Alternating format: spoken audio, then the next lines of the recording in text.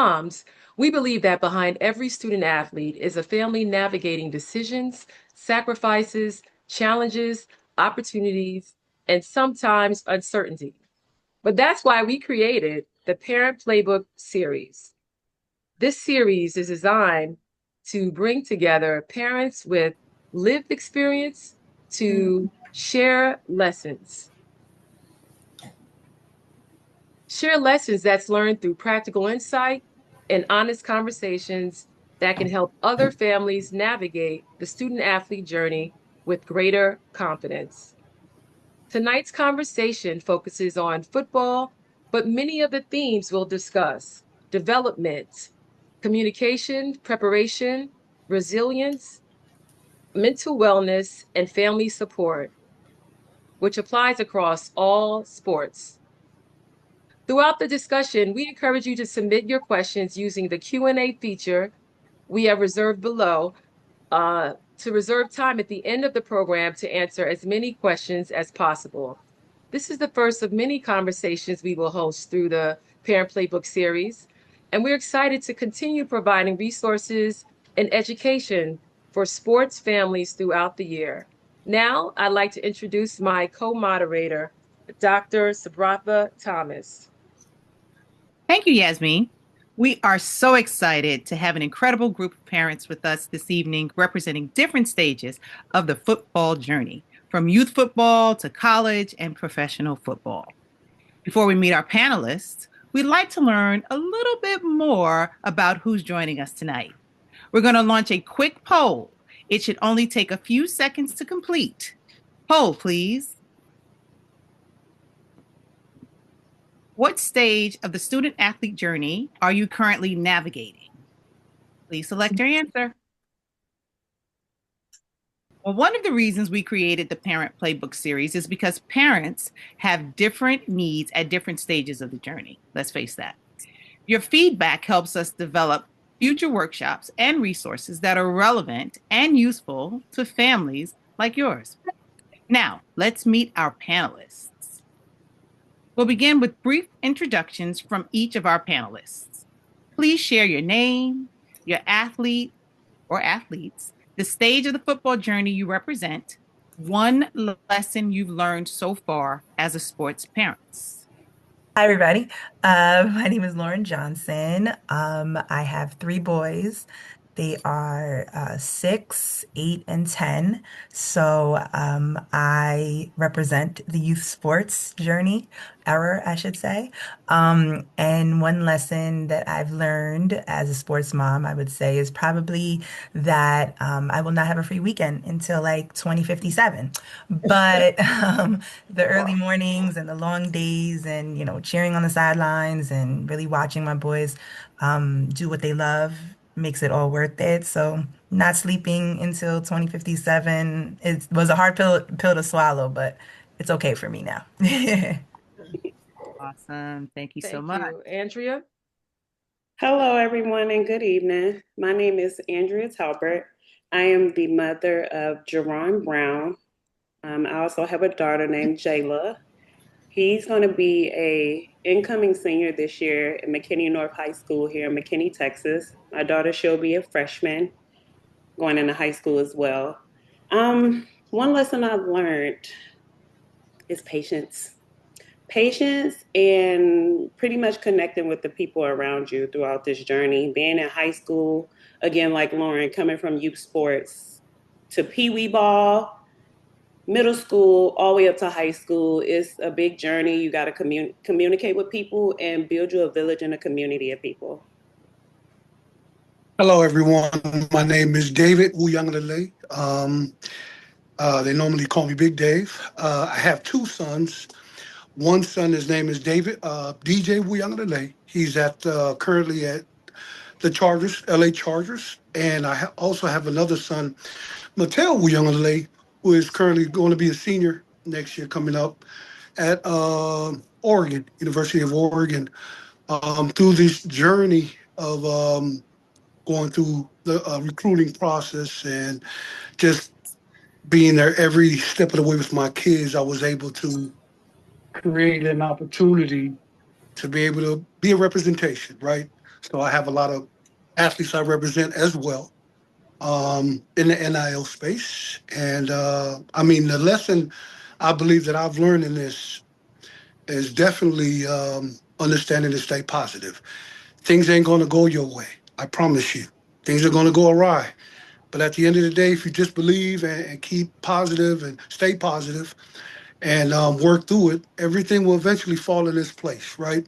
As you know, my sister knows, I had one kid in college, really didn't have a great career, but Mm-hmm. he's in the league at the Chargers. He's there.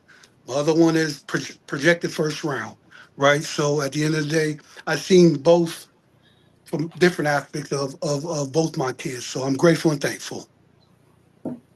Hello, my name is Laverna Tracy, and my husband and I have four boys, no girls, um, age 30, 26, 23, about to be 24, and 22. We still have three that are still surrounded around football. Kenneth Tracy, he's my 24-year-old, June 13th. He's actually doing sports training. He's a personal trainer now. He graduated from Miami of Ohio last year. I still have my youngest one, Javon Tracy. He's at the University of Minnesota. This is his senior year. He's a wide receiver. And then we have our middle child, Tyrone Tracy Jr. He plays for the New York Giants. Um, Along this journey, I would definitely say that I've learned a lot on and off the football field. And a lesson that I've learned that is not just for the football and the athletic world, but period. And that's that people show you who they are. They don't tell you who you are. They are. All Facts. right. All right. So Lauren, we're gonna go to the questions. Lauren, I'd like to start with you. Your sons participate in multiple sports, which is something many families are navigating today. How has your family approached balancing sports, school, family time, and day-to-day logistics that come with raising active student athletes? So I would say that raising student athletes definitely requires a lot of planning, communication, and also flexibility. As a family, myself and my husband, we definitely prioritize academics first. He's a principal, so my boys really don't have a choice. They have to. They have to come home. They have to do their homework. They have to make sure that they have good grades because sports is definitely secondary. But we really make sure that they understand their responsibilities in the classroom and that they definitely come before sports. We use shared calendars to hopefully stay organized. So everyone knows practice schedules, the tournaments, school commitments, like family events. It's not seamless and it's definitely not bulletproof, right? Things get missed. We really try to remain as organized as possible, but also give ourselves grace that we're not perfect. We do make the conscious effort to always have uninterrupted dinner together as a family, even if it's at 9:30, 10 o'clock at night after practice.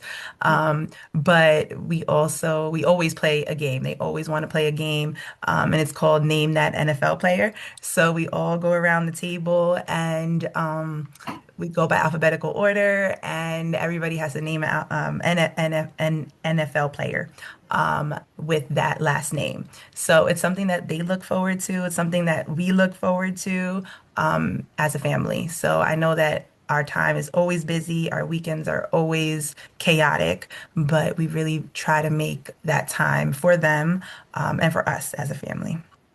To that point, there's often pressure for young athletes to specialize early, right? Mm. How have you approached allowing your children to explore multiple sports while still supporting their athletic development? So we really want them to be as well-rounded, a well-rounded athlete as possible. I mean, they're young, 6-year-old, 8-year-old, and 10-year-olds.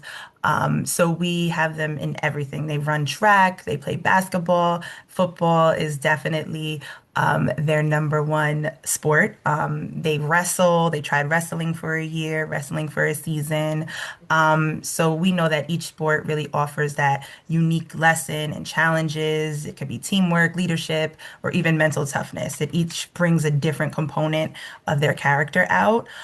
So our approach has really been just to support their interests while keeping the experience fun, right? We want them to be passionate about something. We really don't want them to be pressured into anything.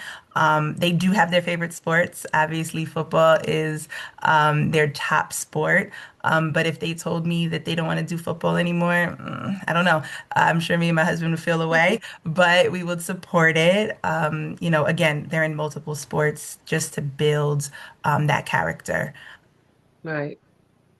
Um, and last question for you right now is youth sports, can be exciting, but they can also become overwhelming, for Mm. families. What systems, routines, or mindsets have helped your family stay organized and avoid burnout? I like the idea that you said games. Is there anything else that you've done to avoid burnout and such? We really like to just have fun, right? I think that being part of the youth sports community, we really built a lot of friendships with the sports moms, with the sports dads. My boys have long-lasting friendships with everybody on their team.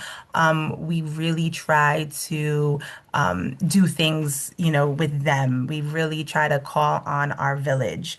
I'm sure that everybody sees like TikTok and social media where it says like if you don't really know what a sports mom deals with, or a sports parent, I should say, deals with all practices and tournament schedules and group chats and all of these things. So really leaning in on our sports family really helped us with the burnout because it really, if you're not in it, you really don't understand it, I feel. And I think that leaning on them really helped us. Yeah. So, Andrea, like looking back, is there anything you wish your family had done differently during the youth sports years to better prepare for high school football? Um, yes. To piggyback slightly off of Miss Lauren, I agree wholeheartedly with youth sports. When they're really, really young like that, you do build a community of people. You build like everlasting friendships. Like we still have friends that we played Little League with, and we're both watching each other's journeys along high school. However, I do wish I would have kind of took a little corner portion of that time back. I allowed my kids to be kids for sure. They dance, did sports, and so forth. But I would have took a little bit more of that time and mainly focused on not being on the biggest team, the best team, but I would have took that time and put it into more fundamentals, seriously building up character and really just enjoying the process. High Hmm. school comes at you fast. Middle school Hmm. hit, but high school comes at you fast. It takes no time. And the talent alone is not enough. Like talent is there, but talent alone is not enough. Building discipline, accountability, and a strong work ethic early. Some kids got it, some kids gotta grow to it. But I would Hmm. have took a lot of those portions and, probably prepared my athlete a little bit more better. Not saying that he's not, but I would have prepared him more over anything else. I also Right. wish I would have known the recruiting world a little sooner than later, mainly Mhm. because it's very tedious, it's very strategic, and you need to know what's going on. Well, to that point, you're currently navigating the high school football and recruiting process, and in real time. Um, as you're navigating this journey, Andrea, what has been your approach to balancing football, academics, camps, recruiting, and family life? How are you navigating that all today? Today it is a roller coaster. I won't lie. It's very busy. Our approach has always been academics first because football is it eventually comes to an end. Education that lasts forever. But I try to be very intentional about camps and recruiting opportunities instead of just chasing every event. So now that everything is pretty much Twitter based or X as they call it, Twitter X based, we take that time and utilize who we connect with and connect directly with them and attend their events, attend their camps, and not try to overexert. Because again, family time is important too. And while your kid goes through high school, like it just goes by so fast, like the blink of an eye. But because these years go by quickly, it takes a lot of planning, communication, and sacrifices. But I do my best to try to keep football in its proper place while still giving, my son every opportunity to still be a teenager. Let him have fun, let him Yeah. hang, but we still have to succeed on the other side. The goal is always to Yeah. develop a well-rounded young man in him. As a single mother, that's always top priority.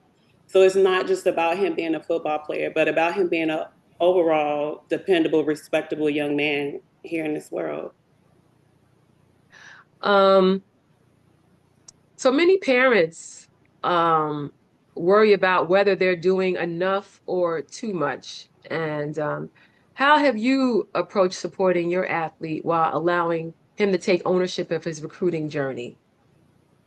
Uh, that's a hard one because as a parent, you want to be at the front door all the time because we're so used to, I got it, that mother nurture nature type of thing. We just want to do it. And I worked hard to open doors, to provide resources, and help him navigate this process. But I've also learned that the journey ultimately belongs to him. So I've lived my teenage years, my high school years. I picked my route. I decided what I wanted to do. So I have to let him move on his own. Coaches want to hear from the athlete, not just the parent. They know in the messages if they talking to an athlete or a parent. So for him to build those relationships and take responsibility of his academics and recruiting efforts, I let him do it.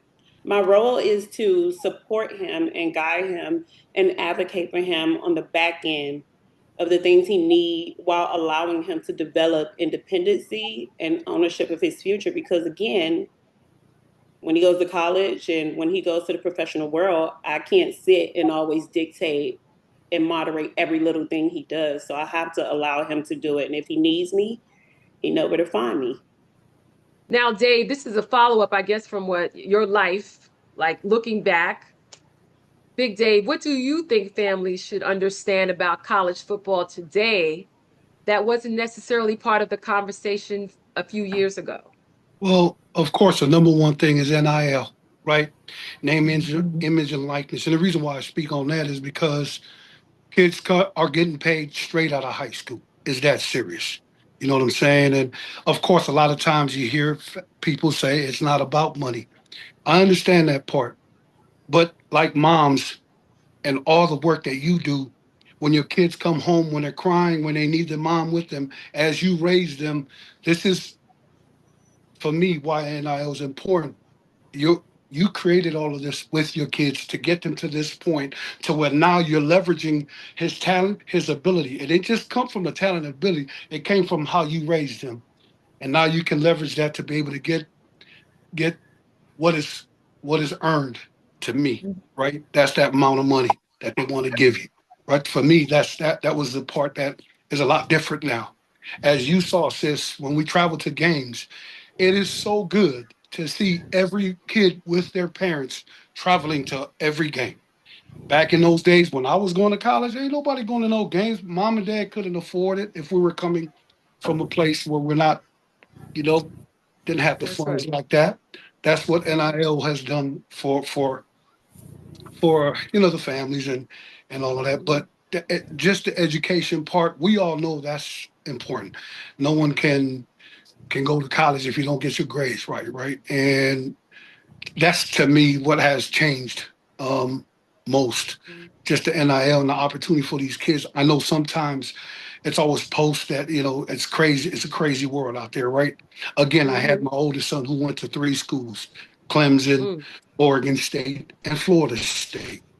Now, the Right. first thing people would say is, "Oh, you're chasing the money," right? And that's not true. Nobody knows and that's another lesson for you parents out there. You only listen to what's going on in the circle, right? You don't. Everybody's going to say what they want to say, but you know why? What was going on? It wasn't about the money. It's about the cards that was dealt to your kid, and you just got to make the best decisions that you can. Right? At Clemson, they chose the quarterback that they wanted. What? So it left my son with the decisions to say, you know what? I have to go find another school. Then we went to Oregon State. So people can't tell me we went to Oregon State for money because they really don't have any money. He went there for development, which was the best thing that he ever did. But then after that 1 year he had, solid year, the head coach got a brand new job at Michigan State. That's right. So that, and then my son had to make another decision because not only the whole offensive staff went to Michigan State, half of the team went with him too.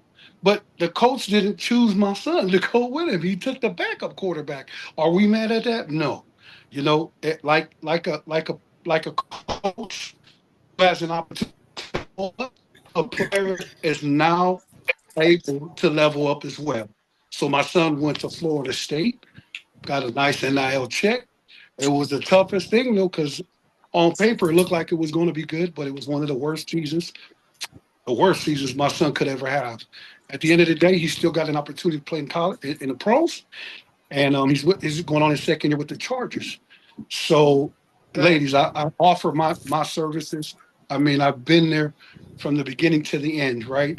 My other son is still going through the process. My partner is Tua Tagovailoa's father. So that's what we basically do. What I love is on paper we're considered agents, but in reality we come from a perspective of parents. That's the best part about why I love talking to parents. I know exactly what you want because I'm a parent. I didn't have it one time. I didn't go through it just one time with the number one quarterback in the country back in 2020. I went with Mateo, number one DN in the country in 2023. So I got to see it, two times. God is good, Right. right? So And Dave, go ahead. can you hear me? Yeah, Yeah, let me just because you're really going great because the next level of question really is focusing on that, because you have had two different college football yeah, experiences. One remained with the same program, Mateo, while DJ, he navigated the transfer portal multiple times. So within that same vein, the conversation specifically asked, and I do want to remind you of time constraints. got it. What My have fault. those experiences taught you about supporting your athlete through change, uncertainty, and major decisions? What did that teach you, Dave? It basically taught me that anything could happen, right? In your eyes, you think your kid is the best, but then eventually, because everybody says it, it doesn't happen that way, right? So my oldest son had one of the toughest careers in college, but at the end of the day, he still stayed. The part that I love the most is that I taught my son how to stay even keel. Don't get offended. Just understand that you put God first. Don't mean to get all holy on it, but put God first and just believe that everything will happen to your favor. And he wanted to be in the NFL, so he's going on his second year. My other one, Mateo, again, he's a projected first rounder. Did everything right, both of my kids, and I'm just grateful that they're where they are now today. Yeah. So the next question, and I think this is something of interest for many. Um, Between NIL opportunities, injuries, roster movement, and increased visibility through social media, how has your approach evolved as a parent? And what advice would you give families preparing for this stage? It's come more now. One of the ladies said it best. I'm intentional now with my information. I'm not going to give you information that run you around and do this and do that. Now, if I'm dealing with a youth parent and a youth parent asks me what I need to do, the number one thing is for me, it's not important on what team you play with. It's important who's training your kid, right? The number one thing I would find is the trainer who trains NFL and college kids, not just somebody who a parent said, oh, he's a good trainer. You have to be intentional with that.